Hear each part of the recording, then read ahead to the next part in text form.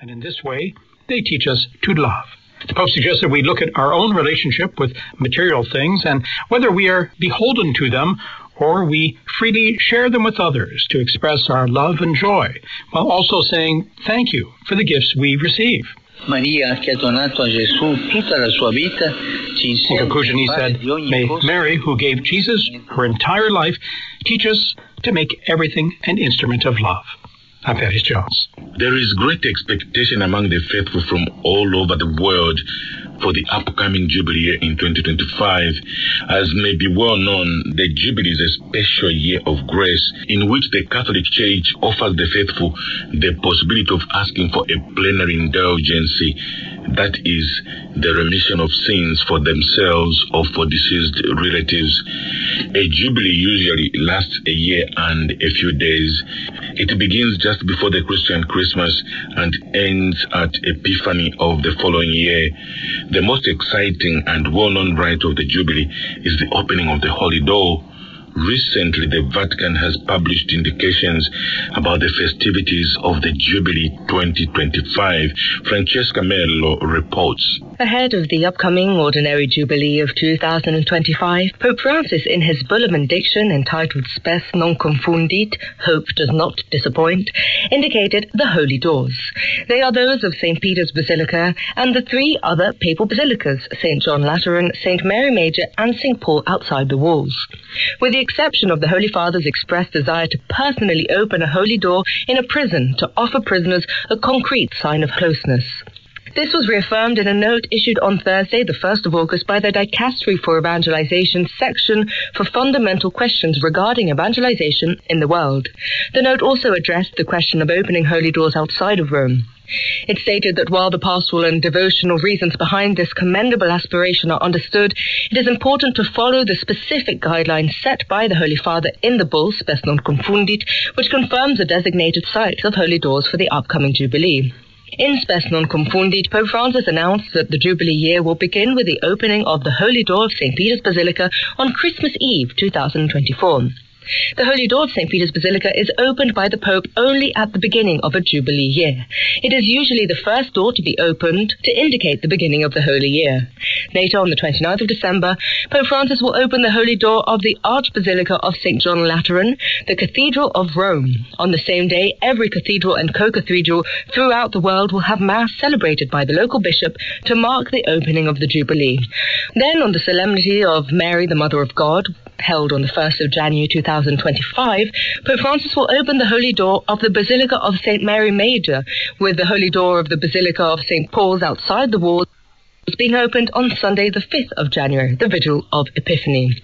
In the course of the year, Pope Francis has written, every effort should be made to enable the people of God to participate fully in its proclamation of hope in God's grace and in the signs that attest to their efficacy.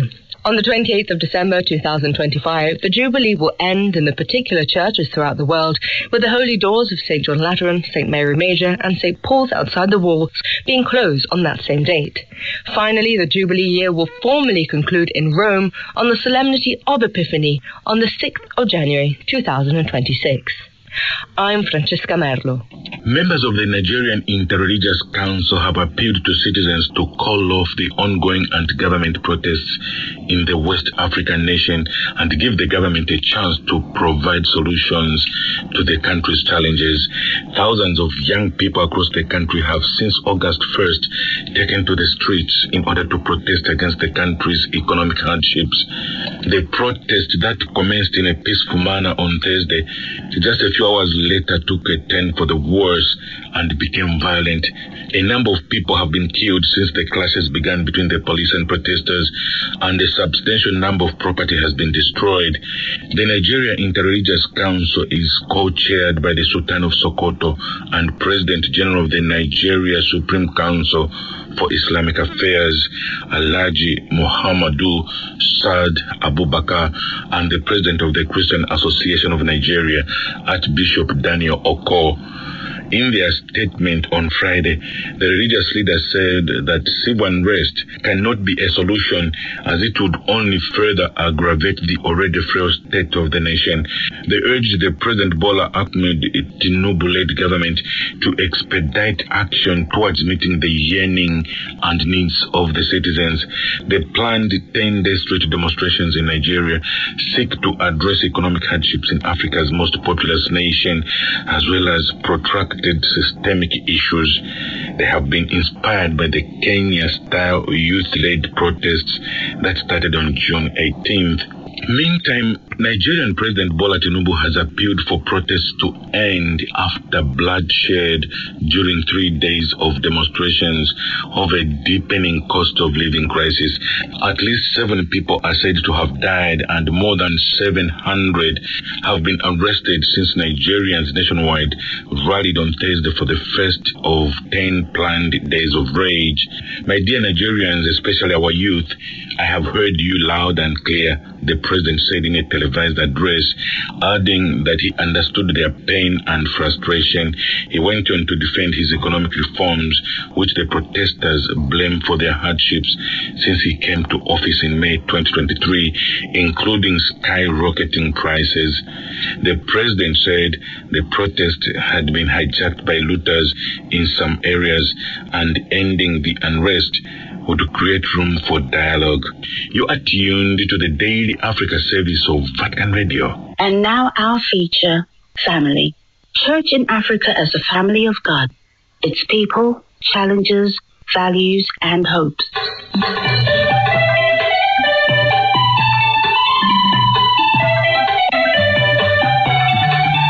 My name is Father Paul Samasumo with your program Family.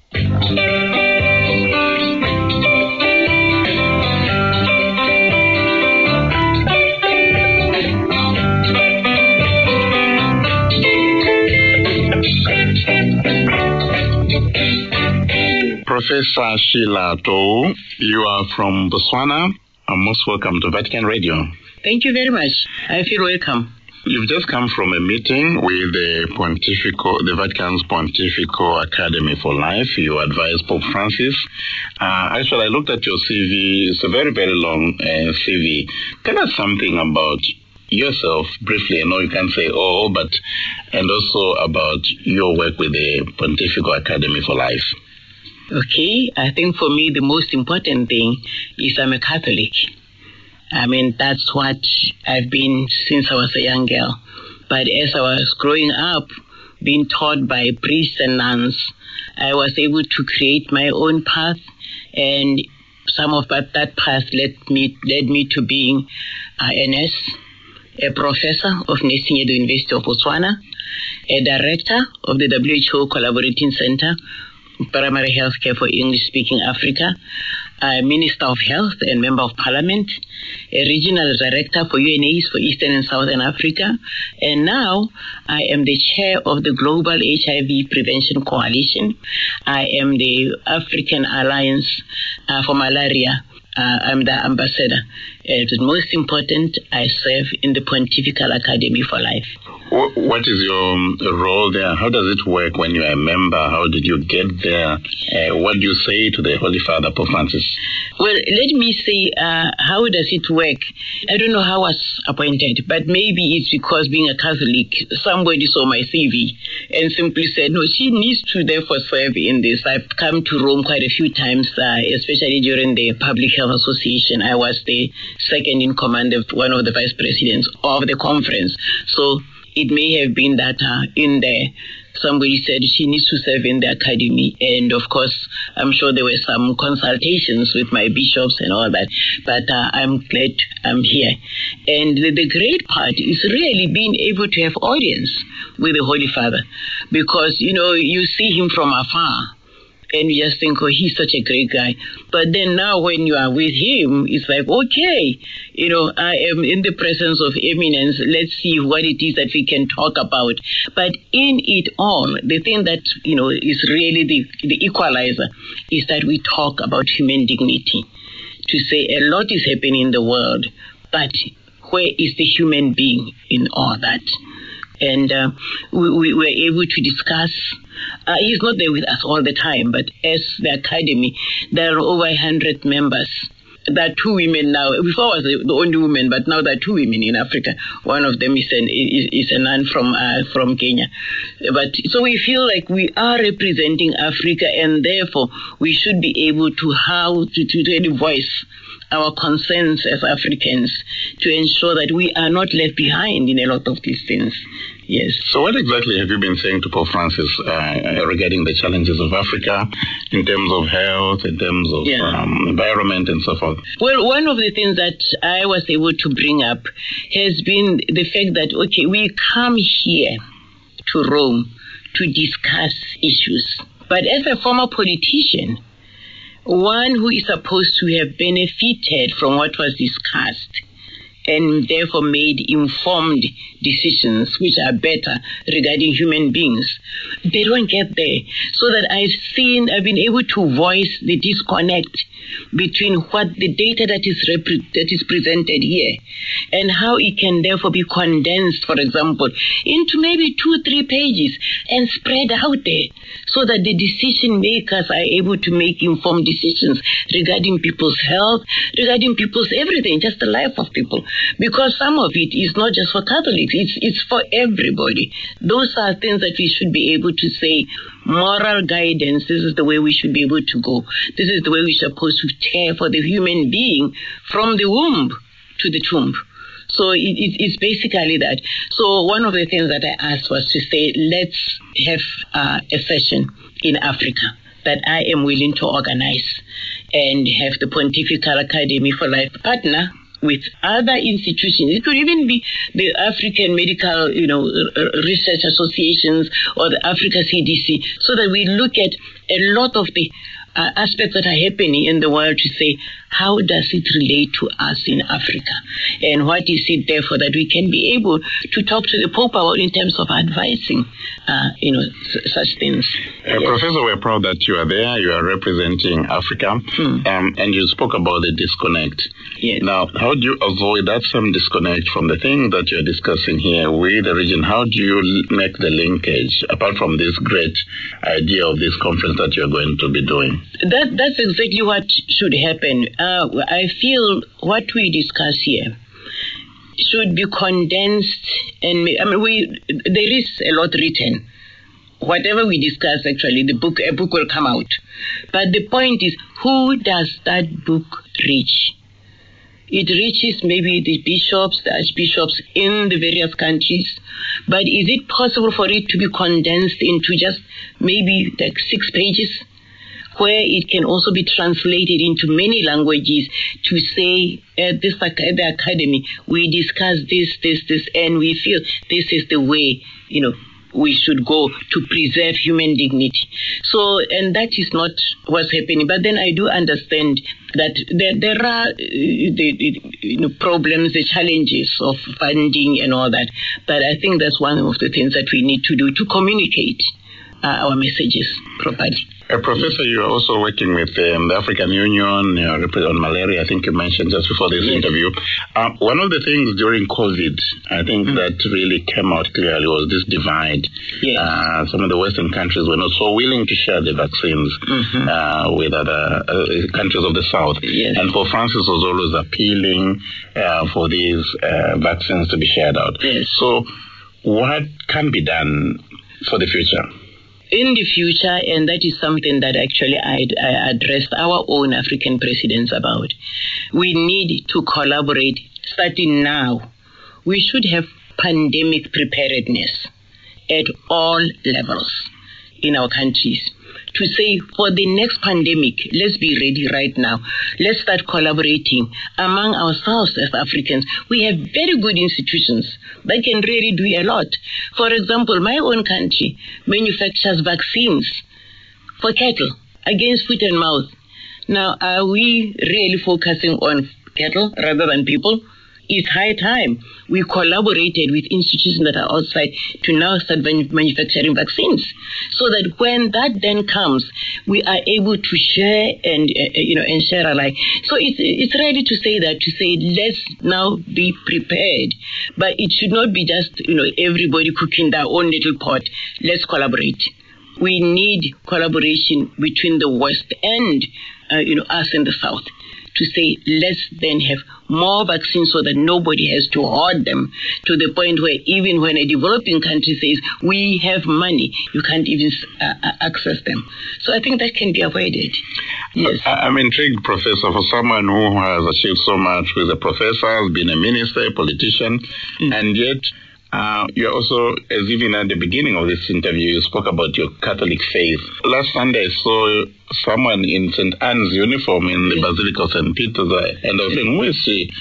And this is quite bold on your part to wear your uniform wherever you go. Yes. Tell us something about your Catholic faith and how you are able to relate with your academic work and all these other things that you do. Yes, well, maybe it's probably because in my education, I was always number one in class. And for me, it was always like, praying to God to say thank you very much. I spent more time saying thank you than saying I demand this, because the rest was given. So I think I always saw myself as privileged in that case to say, I must always be thanking God. And, as a Catholic, I must make sure that I keep my Catholic faith and all that. So even when I became a minister, I was already, pledging, making sure that I belong to the order, to the sodality of St. Anne. A sodality that I like very much, because they are the grandmothers of the church. This is after, St. Anne, who is the mother of Mary. And to me, it was like this was a very exemplary woman who could pray to God for a child and then say, I'm going to give it to the temple. I don't think I would have done that. So I've always admired her for that. Yeah. But as a result, I joined the St. Anne sodality, and I just love my people. I mean, they're all over Southern Africa. In my uniform, I'm welcome in Botswana, Lesotho, Swaziland, South Africa, and all that. And I simply decided this garb that you have to work for it. I work for it for 3 years. Other people work for 2. So I take it everywhere I go. When I'm in Russia, and I've gone to most countries of the world, except maybe about 18. But wherever I'm going, I take it with me, especially if I'm going to spend a Sunday, because I always feel like, this is me. It really is who I am. I may be everything else to the world out there, but in the ultimate to myself, I am a Catholic. I am a St. Anne mother. Most of the people in the world are so busy, and so where do you get the time? You do so many things. You're traveling all the time. You're giving lectures. You're attending meetings, and yet you still have time for your faith. People always say, if you want something done, give it to a busy person. And, this busy person is able to then make time. I have to make time. I have to make time even for my children. But one thing that I was forever grateful for, I really got married to a man who assisted me, who helped me in every way possible, even with the children. Because he could see maybe the potential in me, he would say to me, don't forget that these children bear my surname, not yours. So I'm the one who's going to take care of them. You take care of yourself. Get educated. I want it in such a way that when I die, my children can live the same life that they're living now. He was a professor of history. So, indeed, we are able to raise our children, and we have now 3 very good citizens, adults, who are Lutheran. Yeah, but, they keep saying, no, we will be Catholics. I don't know when. It doesn't matter. Between the two of us, we're able to raise them in both faiths, so they're fine. Yes. Finally, Professor, what's your great takeaway as you go back from this academy meeting? And what struck you the most that you are carrying with you? My great takeaway is simply that, look, the human being should be central. And that's basically the message that our Holy Father always gives us in everything that we do. The dignity of the human being should be central to our actions, should be central to our decisions, and really should be central to everything that we do. Professor Sheila Toh of Botswana, it has been a privilege speaking to you. Thank you so much. You have been listening to Family with Father Paul Sanasumo.